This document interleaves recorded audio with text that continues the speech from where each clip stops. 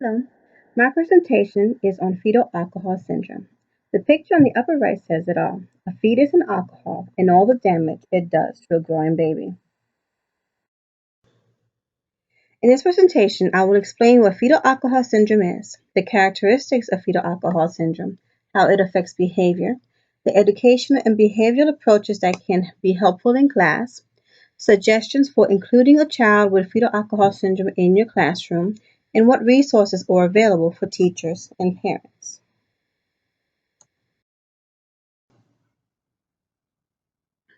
Fetal alcohol syndrome belongs under the umbrella term fetal alcohol spectrum spectrum disorders. Fetal alcohol syndrome is at the severe end of the spectrum. With fetal alcohol syndrome, the signs and symptoms are more obvious. It is completely preventable. It occurs when a woman drinks during her pregnancy. In some cases, the mother is unaware she is pregnant, like in the first trimester.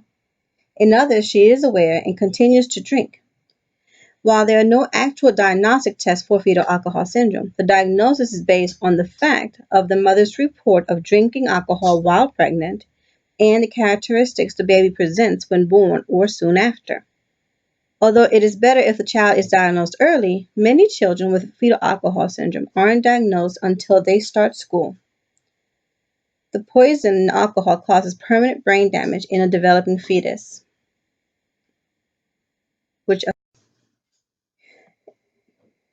fetal alcohol spectrum disorders is an umbrella term that includes fetal alcohol syndrome, known as FAS, which is the most severe of the spectrum. Alcohol-related neurodevelopmental disorder, alcohol-related birth defects, and fetal alcohol effects are less severe side effects. Alcohol affects the development of the brain and the nervous system and may damage other organs. In the first trimester, it is critical because most growth happens at this time, but continued exposure throughout the pregnancy is also detrimental. The characteristics are more detailed in the following slides. Fetal alcohol spectrum disorder was noted in the medical profession about 35 years ago, so it is still a bit new and information is still coming. The numbers are surprising even though the data is 5 years old according to this picture here. 1 in 13 women reported drinking alcohol while pregnant. This number may be higher since it's self-reported. 10% of these women had college degrees and nearly 10 were fully employed. Another surprising number is the age of the women with a higher prevalence for drinking. It's from mid-30s to the mid-40s. The Mayo Clinic states that alcohol causes more harm than heroin or cocaine during pregnancy. Children born with fetal alcohol spectrum disorders is nearly at the same rate as children born with autism, 1 in 100 babies. It being on the severe side of the spectrum, fetal alcohol syndrome presents some obvious physical characteristics: a small head circumference and a small brain size. The child here, you can see how his face is a little bit different from a normal child. The child is slow in his physical growth until about the teen years, where the growth spurt allows the child to reach a more normal size. There can be deformities of joints, limbs, and fingers. Also possible are vision and hearing problems. A notable physical characteristic is in the face, with small eyes widely set, a very thin upper lip, a short nose, and smooth skin between the nose and upper lip, where there is normally a valley.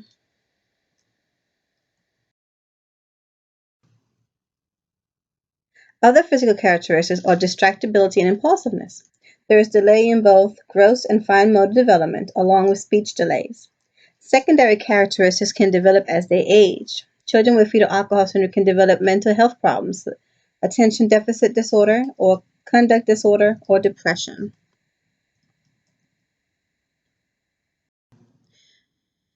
Children with fetal alcohol syndrome have permanent brain damage that can lead to poor coordination or balance, poor memory, poor judgment in situations. Some have intellectual disability and develop learning disorders, along with delayed development in other areas. They can have difficulty with attention and processing information. This photo shows a child with fetal alcohol syndrome and spina bifida.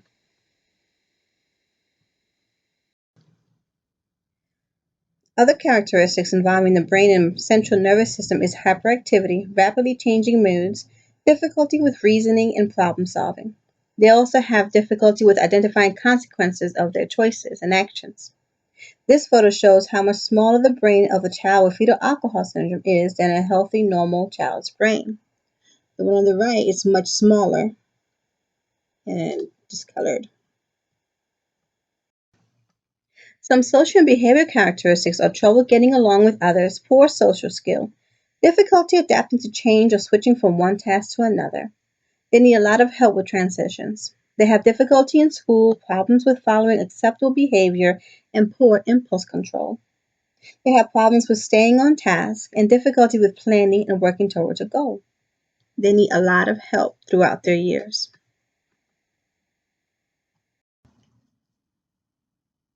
They also have attachment disorder, where they can indiscriminately attach to anyone, being overly friendly to known persons as well as strangers, which can lead to many problems. The opposite of this is failure to attach, where they fail to develop any relationships with people. They can have sleeping problems, either trouble sleeping or sleeping in short spurts. Either of these can cause difficulty in the classroom. They can also have feeding difficulties, difficulty swallowing, or being very picky eaters with their food selections. They also have poor concept of time, which can affect their transition time and how they deal with activities that are extended. Fetal alcohol syndrome affects a child's executive functions, many of which are listed here. As mentioned in the characteristic slides, children with fetal alcohol syndrome are easily distracted, impulsive, and hyperactive. They can have difficulty with attention, processing information, and identifying the consequences of their choices. Moods can change rapidly. They can be calm one moment and then into a tantrum the next. They have poor memory, poor judgment skills, and poor social skills. It makes it difficult for these students to succeed in the classroom without plenty of help. They may need more individualized instruction, working in small groups, and constant repetition throughout the day. Academically, they may show learning one day and not know the same material the next day. Teachers need to help them maintain friendships by focusing on social skills, and they need help with classroom routines, transitions, and daily interactions with peers. There are numerous ways to help children with fetal alcohol syndrome in the classroom. Many of the strategies are used for many types of disabilities, and we've read about in our textbook. Creating a predictable and easy routine, giving the student more time in completing work, frequently checking in with the student for understanding, collecting data regularly, and being consistent with expected behavior and consequences. It is helpful to give one instruction at a time, repetition in academic content and social and behavioral expectation, teaching social skills and giving plenty of opportunities to practice what they are learning. They must rehearse what they are being taught. Visual schedules and visual timers help alleviate their difficulty with processing time. Peer models, teacher models, and other models help them know what behavior is expected and what is unacceptable. The best method is to tell them what you want done instead of what you don't want done.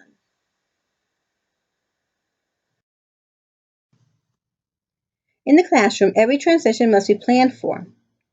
Information should be given in short segments or in clusters. If there's a sequence in an activity, it is best to cue each step verbally or visually, usually both. If the child can read, listening to steps will be helpful. Using a multi-sensory approach helps with retention of content. For example, if you are in the middle of a transition, you prepare the child for a transition. It will be good to give a tactile cue, as in touching the child to gain his attention. A verbal cue, as in you have 4 minutes to finish. A visual cue will be holding up your forefingers to remind him of the 4 minutes. Have a concrete cue, which is present a sand timer or some form of timer that shows him 4 minutes. A kinesthetic cue, where you have the student hold up 4 of his fingers. All of this to tell him that he has 4 minutes to finish what he's doing before we go on to the next activity. With this, there's repetition and a multisensory approach. and less trouble with the transition. With inclusion in the classroom, a good approach is to use student strengths to make connections and work in the classroom. Help the student by breaking complex tasks into smaller tasks. Repetition. Repetition bears repeating because, as these students have poor memory skills, repetition is key to helping them remember. Patience is needed, especially for the teacher to help the child and to teach the child how to be patient. We must remember that they are responding according to their own limited ability.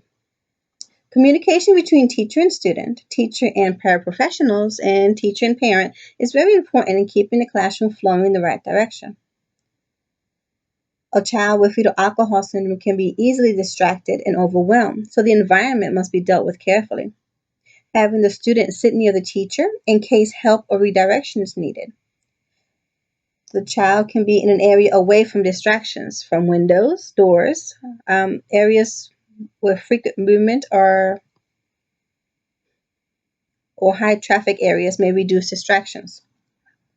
A quiet, safe area for the child to calm down is also beneficial. In this area, the child can be taught self-monitoring behaviors and how to calm down on his own. The Mayo Clinic gives some behavioral approaches that would help with the behavior of children with fetal alcohol syndrome. Implementing a daily routine that the child can see, creating and enforcing simple rules and limits of behavior, using concrete, specific language, using rewards to reinforce acceptable behavior. Keep in mind with the rewards, though, that it may work for one child, but it may not work for another.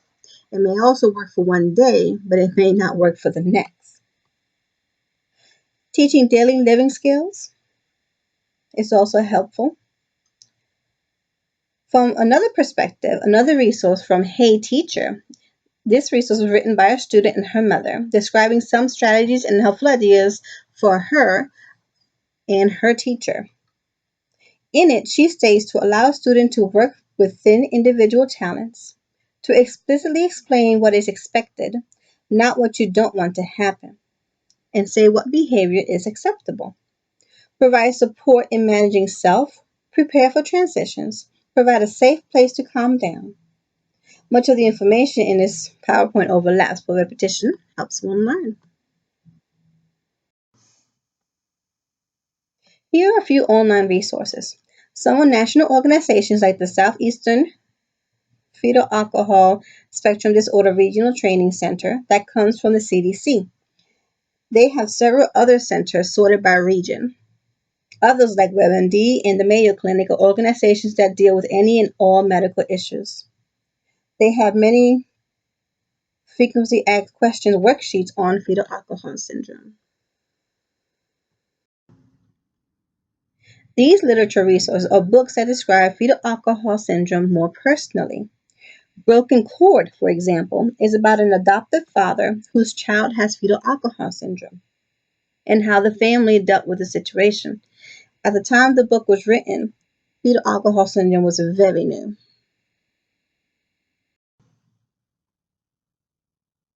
Most of my information comes from national or the regional websites with several links that give detailed information on fetal alcohol spectrum disorders. These websites here had a lot of information and several share links.